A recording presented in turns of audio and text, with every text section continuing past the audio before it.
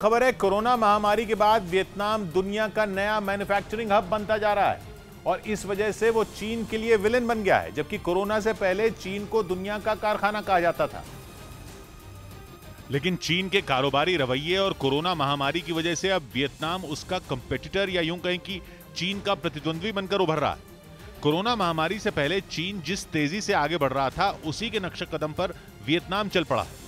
असल में कोरोना की वजह से चीन से दूसरे देशों की सप्लाई चेन टूट चुकी है। ऊपर से चीन के कई शहरों और प्रांतों में कोरोना तेजी से अपने पैर पसार रहा है। उसके मैन्युफैक्चरिंग हब शंघाई समेत कई दूसरे प्रांतों में इस महामारी से हालात बिगड़ते जा रहे हैं, जिससे न सिर्फ उसके कारोबार पर असर पड़ रहा है, बल्कि वहां से बड़ी बड़ी कंपनियों ने भी भागना शुरू कर दिया है।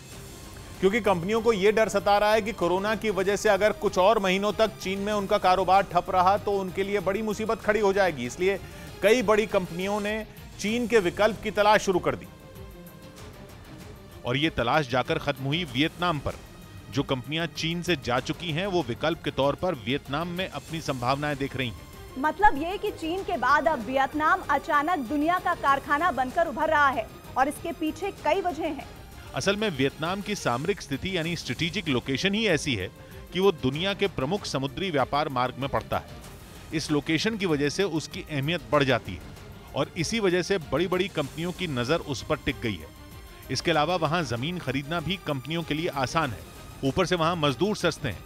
यहाँ कंपनियों के लिए फैक्ट्री और गोदाम की ऑपरेशनल कॉस्ट यानी उसे चलाने का खर्च भी चीन के मुकाबले काफी कम है। और इन तमाम कारणों की वजह से वियतनाम आने वाले समय में चीन का बेहतर विकल्प बन सकता है। चीन के अखबार ग्लोबल टाइम्स की एक रिपोर्ट भी वियतनाम की तरक्की की गवाही दे रही है और उस रिपोर्ट के मुताबिक वियतनाम के पहले तिमाही के आंकड़े ये बताते हैं कि कोरोना काल में उसकी तरक्की लगातार होती रही। वियतनाम की सरकारी रिपोर्ट कहती है कि साल 2022 की पहली तिमाही में वियतनाम की अर्थव्यवस्था 5% की दर से बढ़ी, जबकि इस दौरान चीन की आर्थिक वृद्धि 5% से कम रही। इसके अलावा वियतनाम का विदेशी व्यापार पहली तिमाही में तेजी से बढ़ा और यह बढ़कर $176 बिलियन पर पहुंच गया, जो भारतीय रुपयों में करीब 13 लाख करोड़ है। मतलब यह कि वियतनाम का विदेशी कारोबार 14% बढ़ गया।